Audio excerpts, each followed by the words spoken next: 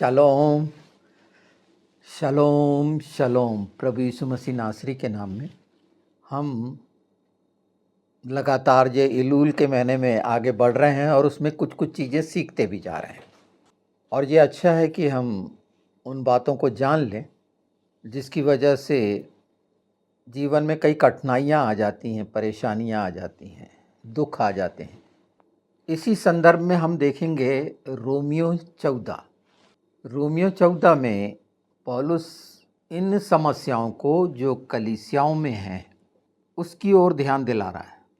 और ये सच है कि आज के समय में असहमति है, एक दूसरे से कलीसिया में सहमत नहीं है।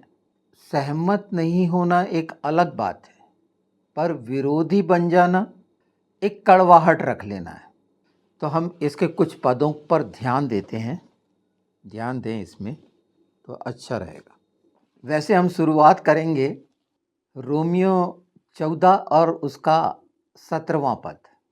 और इस पर जो विशेष कहा गया है कि परमेश्वर का राज्य खाना पीना नहीं है बल्कि धर्म, मेल मिलाप और आनंद है। बिल्कुल, अर्थात परमेश्वर की इच्छा के अनुरूप किया जाने वाला काम, जो परमेश्वर की इच्छा के अनुसार है कि हमारा मेल मिलाप हो, हमारे जीवनों में आनंद हो और उसकी धार्मिकता में हम बने रहें।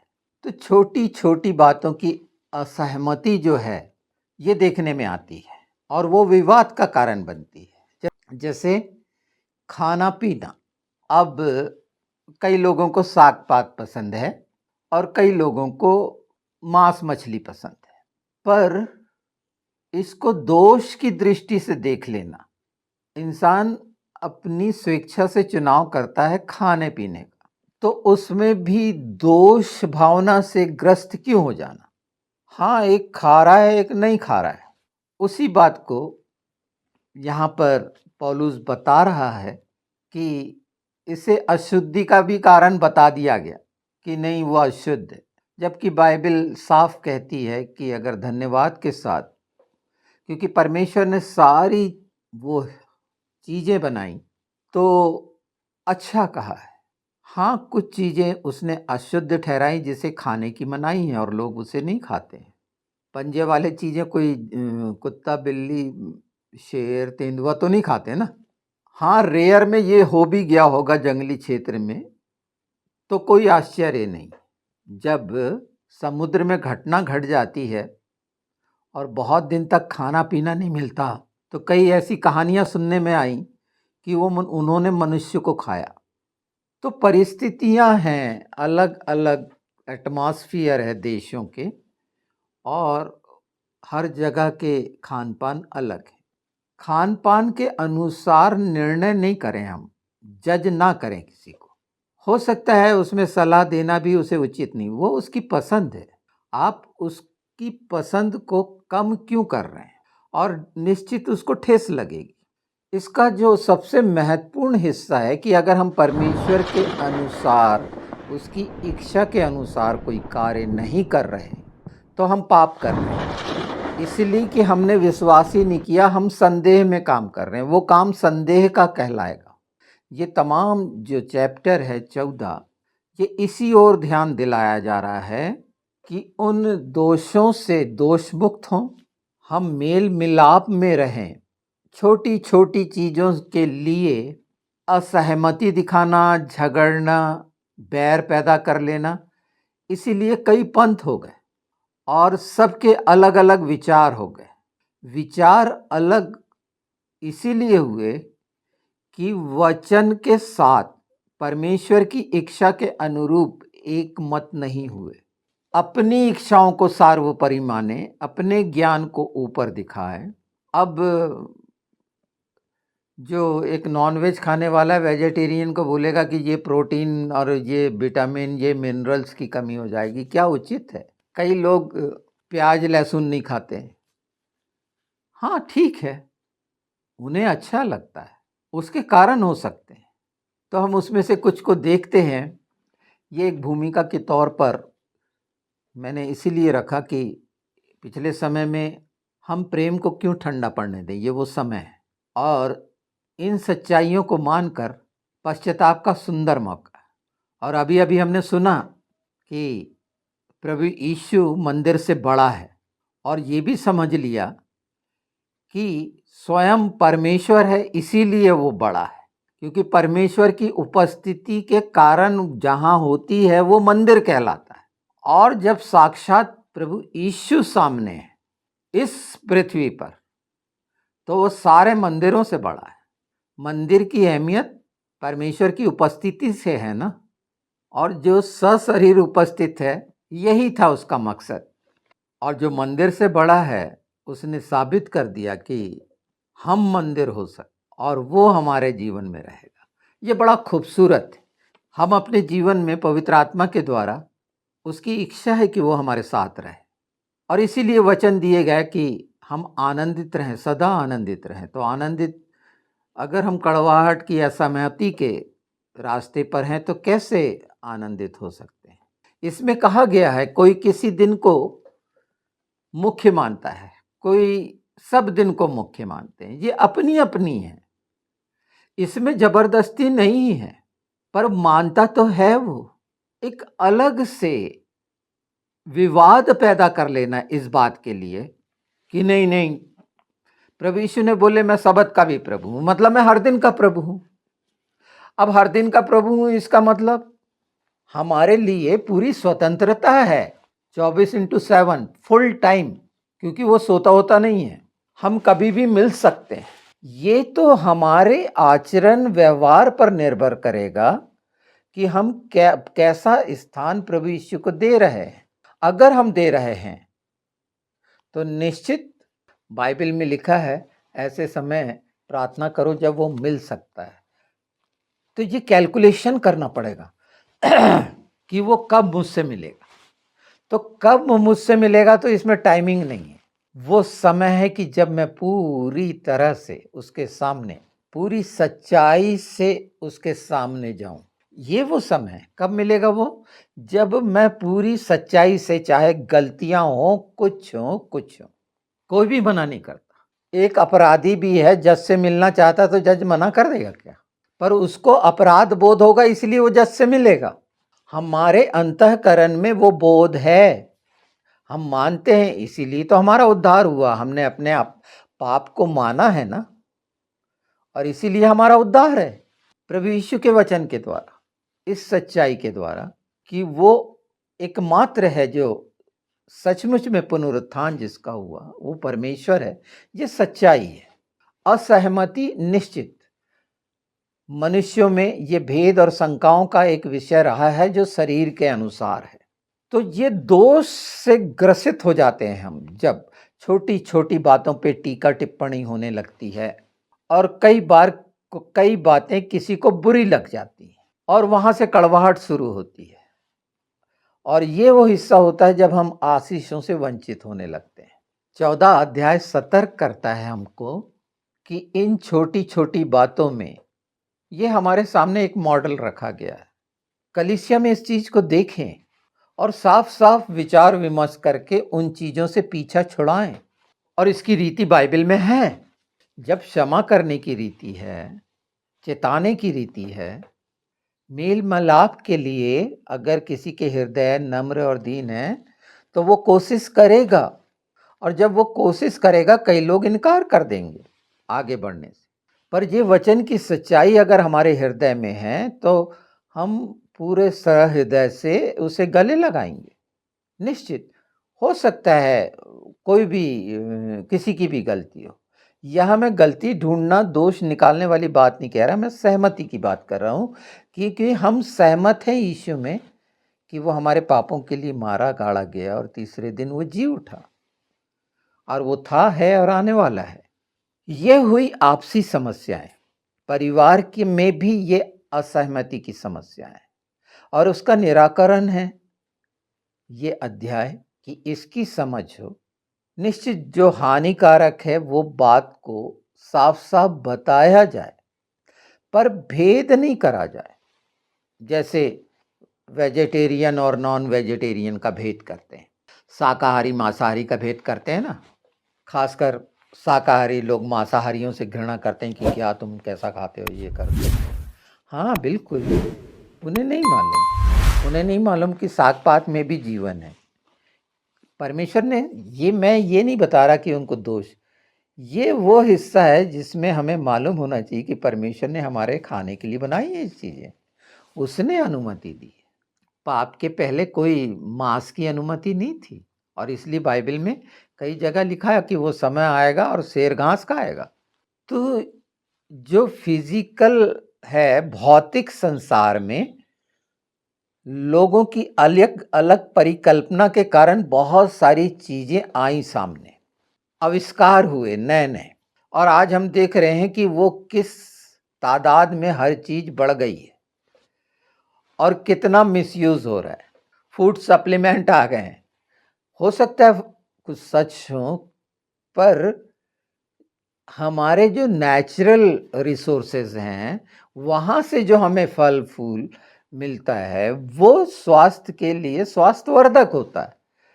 पर ये जो चीज़ें आ रही हैं आर्टिफ़िशियल और बहुत सारी चीज़ें पर लोगों को चट लगाई गई है। पिज़्ज़ा, ये वो नूडल्स, हाँ, तो आजकल के बच्चों को पसंद है। तो हम उसे गलत ठहराएँ पुराने समय से, तो ये उचित नहीं होगा। तो जो एक सच्चा मसीह है, रोमियो 14:17 के अनुसार, वो अपना मसीही जीवन मेल-मिलाप और आनंद में जिएगा। प्रभु यीशु की धार्मिकता में जिएगा। वो छोटी-छोटी बातों पे बहस नहीं करेगा। अब मैं ही हूँ ना जो कई चीज़ें बता रहा हूँ और बोलने में कई चीज़ें ऐसी हो सकती हैं वीडियोज़ में कि कहीं पर गलतियाँ होंगी। हम मनुष्य हैं, पर उद्देश्य सिर्फ़ एक है। मैं जो बोल रहा हूँ, मेरा उद्देश्य प्रभु यीशु की महिमा और बड़ाई करना है। उसमें हो सकता है कुछ कम ज़्यादा हो जाता है। एडिटिंग करने के बाद भी वो चीज़ें फिर भी सामने आ जाती हैं। ये जो टेक्निकल फॉल्ट्स होते हैं, हमें मालूम रहते हैं। कई बार ज़्यादा उत्साह और उमंग में खुशी से मनुष्य कई-कई चीज़ें जो विषय से अलग है, वहाँ पर बोलने लगता है। स्वाभाविक है। हमारी जो मन स्थिति रहती है और विषय, जो हम सामाजिक प्राणी हैं और समाज में जो घटनाक्रम है, उसको देखते हुए हम आँख बंद नहीं कर सकते। मसीही जीवन एक सच्चा जीवन, सच्ची बातें बताने का। हाँ, कई लोगों के लिए वो सच बड़ा कड़वा हो सकता है, पर उसके पीछे छिपी हुई कोई दुर्भावना नहीं है, किसी के प्रति घृणा नहीं है। जहाँ सिर्फ प्रेम का हमें सिखाया गया है और वो सच्चाई, तो ये बातें मनुष्य अलग-अलग तरीके से अगर सोचता है, क्योंकि सब व्यक्ति के अपने-अपने विचार हैं और वो स्वतंत्र है, और अगर वो सोचता तो गलत नहीं है, उसके अनुसार वैसा है। और हम सब की विषम परिस्थिति हैं, अलग-अलग परिस्थितियां हैं, अलग-अलग हम सामाजिक परिवेश में जीवन यापन कर रहे हैं, रहन-सहन, खान-पान सब अलग है। तो ये नहीं सोचना चाहिए कि कोई किसी दिन को विशेष को मान रहा है, तो नहीं, उसे सातों दिन विशेष हैं, सातों मानना, ये जबरदस्ती है। कम से कम वो एक दिन मान रहा है, उसमें वो कितना ईमानदार है, ये उस पर निर्भर है और वो काफ़ी है। तो ये बहस में पड़ना, जैसे मैं जाता था कलीसिया में, तो मैं पहले मना कर देता था कि आप लोग नॉनवेज नहीं बनाना। तो वो मेरा संदर्भ क्या रहता था कि मैं ज़बरदस्ती क्यों लोड डालूँ किसी पर? व्यर्थ में क्यों परेशान करूँ? प्रभु मुझे बेहतर और बेहतर देता है। हाँ, मैं जानता हूँ कि जब प्रभु के जन के लिए टेबल लगती है, वहाँ सारी चीज़ें रहती हैं। चुनाव आपको करना पड़ता है कि आप किसी पर बोझ ना बने। अब हम किसी के साथ खाना खाने बैठ रहे हैं मान लो, और एक नॉन वेजिटेरियन है और वो पसंद नहीं करता, तो मेरा कर्तव्य है कि मैं उसके साथ वेजिटेरियन खाऊं। तो क्या फ़र्क पड़ जाएगा? कम से कम वो टूट-फूट जो होती है वो बच जाएगी। तो ये छोटी-सी टूट-फूट नहीं है, ये बहुत बड़ी टूट-फूट है। शैतान इसका बहुत भयानक इस्तेमाल करता है, ये 2 बातें जो दी गई हैं बाइबल में, इसका बहुत भयानक इस्तेमाल करता है वो। 2 में लिखा है देखिए, एक को विश्वास है कि सब कुछ खाना उचित है, परंतु जो विश्वास में निर्बल है वह साग-पात ही खाता है। खाने वाला ना खाने वाले को तुच्छ ना जाने, और ना खाने वाला खाने वाले पर दोष ना लगाए, क्योंकि परमेश्वर ने उसे ग्रहण किया है। तू कौन है जो दूसरे के सेवक पर दोष लगाए? क्योंकि खाने वाले नहीं खाने वाले सब प्रभु के ग्रहण किए हुए आत्मा हैं, और हम आत्मा में छोटे बड़े नहीं हैं। शरीर और मानसिक दृष्टिकोण से ये कम ज़्यादा गरीब अमीर वाला जो कॉन्सेप्ट है, ये संसार का है, शरीर का है। बाइबल कहती है जैसे तुम अपने लिए चाहते हो कि तुम्हारा आदर हो, सामने वाले का उसी तरह से करो। तो जहाँ प्रेम है तो वो सब बातें लागू हो जाती हैं, और प्रेम कई चीज़ों को अनदेखा कर देता है। ये सच्चाई है। वो परेशान नहीं होता, हड़बड़ाता नहीं है, शिकायत नहीं करता। ठीक है ना, हो गया। ये लग रही बहुत छोटी-सी बात है, पर ये आस-पास इतनी जटिल है, और ये इतनी मज़बूत हो गई हैं लोगों के अंदर बुराई की ये कड़वाहट की जड़। इसके लिए प्रार्थना होनी चाहिए, क्योंकि जब ये बात रहेगी तो आखिरी इसकी जो लाइन है वो मैं पढ़ देता हूँ। दिन के बारे में 5 से पढ़ लीजिए। कोई एक दिन को दूसरे से बढ़कर मानता है और कोई सब दिनों को एक समान मानता है। तो ये छोटा बड़ा ये पढ़ देना मैं उचित समझता हूँ। 14:8 यदि हम जीवित हैं तो प्रभु के लिए जीवित हैं, और यदि मरते हैं तो प्रभु के लिए मरते हैं। अतः हम जिए या मरें, हम प्रभु ही के हैं, क्योंकि मसीह इसीलिए मरा और जी भी उठा कि वह मरे हुओं और जीवितों दोनों का प्रभु हो। आज जब हम जीवित हैं प्रभु के लिए, जब हम ये रखेंगे कि हमारा जीवन उसके लिए है, अब हमारा वो मरा हुआ जीवन संसार का, शरीर का नहीं है, पाप का, श्राप का नहीं है, तो ये कठिनाइयों से बच जाएंगे। ये वो हिस्से हैं, पौलुस बताने की कोशिश कर रहा है कि हम अलग हो जाते हैं अपने प्रयास से। जब हम काम करने लगते हैं तो परमेश्वर की दृष्टि में बाइबल के अनुसार शंकाओं में काम करना बोलते हैं, वो विश्वास का काम नहीं होता। और जो शंकाओं का काम होता है, ये अजीब लग रहा होगा, वो पाप है, क्योंकि वो परमेश्वर के विरुद्ध है। तो ये तमाम चीज़ें, शंकाओं जहाँ होगी वहाँ बहस होगी, तो इससे हम बचें। और नए साल में जो हम 57-85 जे अक्टूबर से शुरू होगा, उसमें प्रवेश पाएंगे, और अनुग्रह पर अनुग्रह अगर हम चाहते हैं, क्योंकि वो हमें मिलेगा और इसीलिए तो रखा हुआ है। बहुत से बदलाव आप देखेंगे, बस थोड़ा सा इंतज़ार करना है। और ये थोड़ा सा इंतज़ार, उसमें सुबह 7 बजे और शाम की 7 बजे अगर हम धन्यवाद की प्रार्थना में एक साथ होते हैं और हाथ उठाते हैं और हाथ बढ़ाते हैं, तो अगर सूखे हाथ भी हैं, बाइबल कहती है, तो उसके हाथ हो जाएंगे। उसने अपने बीच में खड़ा करके वो सूखे हाथ वाले को बोला था ना, हाथ बढ़ा, और वो हाथ में ताकत आ गई थी। तो परमेश्वर का वचन बोलता है कि हम हाथ बढ़ाएं आगे बढ़कर मदद के लिए, परमेश्वर के राज्य के लिए। तो ये सब बातें जो कही गई, पूरी बातें, ये पवित्र आत्मा के द्वारा है। 17 फिर पढ़ लीजिए, मैं पढ़ देता हूँ। क्योंकि परमेश्वर का राज्य खाना पीना नहीं, परंतु धर्म और मेल मिलाप और वह आनंद है जो पवित्र आत्मा से होता है। ये ऐसे ही नहीं हो जाता कि हम सोचे नहीं नहीं यीशु खुशी दे दे, आनंद दे दे, हर कोई चाहता है। 20 में लिखा है, भोजन के लिए परमेश्वर का काम ना बिगाड़। सोचिए, यानी भोजन के लिए, प्रभु भोज के लिए कहा गया है ना, कि अगर ऐसी खाने की जल्दी पड़ी रहती तो घर से खा के आ जाया करो। तो ये पूरा जो चैप्टर है सुधार के लिए है, मेल मिलाप के लिए है। अपने जीवन के आसपास हम ये ध्यान रखें, और हम में से हर कोई चाहता है कि हर दिन बहुत शानदार प्रभु यीशु के साथ आनंद का, और हम हर काम निश्चिंत होकर कर पाएँ और हर दिन का आनंद ले पाएँ। ये छोटी-छोटी बहस और इन सारी चीज़ों में जब हम पड़ेंगे ही नहीं, तो कोई चीज़ हम ज़बरदस्ती ना करें।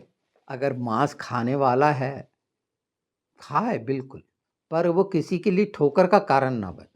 और अगर किसी को ठोकर लगती है उस बात से, तो इसमें लिखा हुआ है कि वो दाखरस और मांस ना खाए।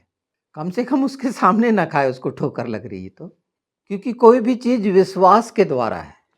हमारा जीवन जो मिला है, विश्वास के द्वारा हमें जीवन मिला है। ये कर्मकांड के कारण नहीं मिला है। तो पूरा पवित्र शास्त्र जो है वो विश्वास है, इसलिए कि वचन विश्वास योग्य है। और वचन अर्थात प्रभु यीशु, और प्रभु यीशु मतलब हमारा स्वामी सृष्टि रचयिता। कई लोगों को ये चीज़ें नागवार गुजरती हैं, अलग अलग उनके हैं, क्योंकि पूरी रीति से परमेश्वर के प्रेम को नहीं पहचानना। कई असहज हो जाते हैं, और इन्हीं बातों पे बहुत सारी बहस चलती रहती हैं। हम उन बहसों में ना पड़ें, बल्कि एक दूसरे के लिए ग्रहण योग्य होने के लिए जितना संभव हो, उदार होकर, नम्र और दीन होकर, परमेश्वर की महिमा के लिए, उसकी स्तुति के लिए कहा गया है, जिए उसके लिए, अगर मरते हैं तो उसके लिए। हमें चिंता नहीं, क्योंकि जीवन उसका है अब। और हमें लगता है कि हम मर गए, पर जो हम में जीवित है वो युगानुयुग जीवित है, और वो था, है और आने वाला है। ये हिस्सा अपने जीवन में ले आएंगे तो आसपास के बहुत सी परेशानियां और बहस से बच जाएंगे। और वो जो छोटे मोटे विवाद हैं, वो बोलेंगे अलग हटाओ, क्या करना है इससे, मैं तो यीशु के साथ, यीशु के पीछे चलूंगा। प्रभु यीशु ने जो कहा है उसको मैं मानूंगा और करूंगा। इन बातों से मुझे कोई लेना देना। तो अपनी एक अच्छी तैयारी कर लीजिए इसके साथ। प्रभु अ, परमेश्वर यीशु इन वचनों पर आशीष करे और सुनने वालों के लिए, और भलाई का कारण बने, और वो सब गांठें जो बुराई की और बहस की हैं वो टूटें यीशु के नाम में, और प्रेम में सब जड़ पकड़ें और मजबूत हों। ये अंतिम समय में हमारे लिए बड़ा बल का कारण बनेंगी, योग्य होने का कारण बनेंगी। सहने का, जो सहनशीलता की जो मुख्य ज़रूरत है वो हमें मिलेगी।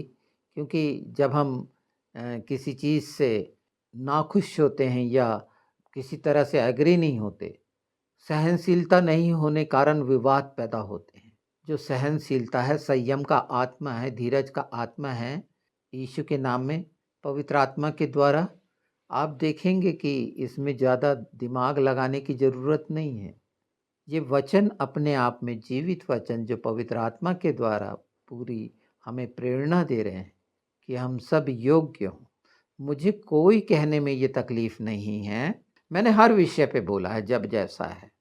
गैर मसीहों के लिए बिल्कुल बोला है साफ साफ कि उनके बीच में क्या क्या होता है, उनके लिए वो जो है ठीक है। पर जब वो आक्रमण करते हैं हमारे मसीहत पर, तो सच्चाई बोलना पड़ता है। नहीं, हमें नहीं मतलब है कि वो क्या करते हैं, ये मेरा टेंशन नहीं है, पर सच बता देना और उसमें बच जाते हैं तो भला है, और बचते हैं, बच रहे हैं। तो इसमें ये पूरा जो धीरज रखें इस महीने में, और बहुत अच्छा सा कर लें। आज 5 इलूल हो गया है और 25 दिन हैं। अपना ध्यान रखें, प्रार्थनाओं में एक दूसरे को संभालें और कड़वाहट को दूर करें। अगर हम चाहते हैं कि मेल मिलाप और आनंद का जीवन हमारी आत्मा और हमारे आसपास हो, तो ये वचन जो सच्चाई के हैं पवित्र आत्मा के द्वारा, निश्चित आपके, आपकी कलीसिया, आपके परिवार में पूरे होंगे। आमीन।